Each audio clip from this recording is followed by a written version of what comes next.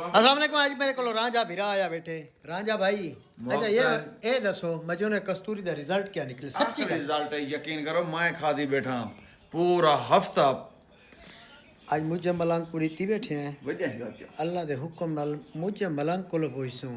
मुझे मलंग रात एक खुराक खादी है। ठीक है। ऐसी थोड़ी बहुत हरकत हाँ ये असल ना जेड़ा ना बंदा नशा करे ने उन्हें ब्रेन या नसां सुकड़ वेंदियां और उनको रिकवरी वास्ते कमो बेश 10 तो 12 दिन चाहिए हैं, क्योंकि तारा टोटल ये निज़ाम टेस्टोस्टेरोन दा लेवल केड़ी शै वधे ने ब्रेन दिमाग सोचण नाल वधदे। जेल्लै इन्हां दा दिमाग ही सैट ते गया नहीं, वो तो नशा पी के सम वजना।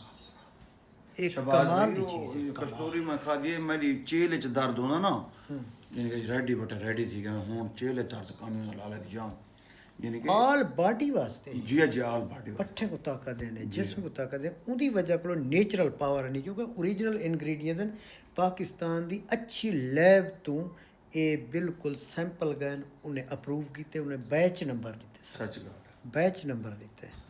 कमाल की चीज़ है।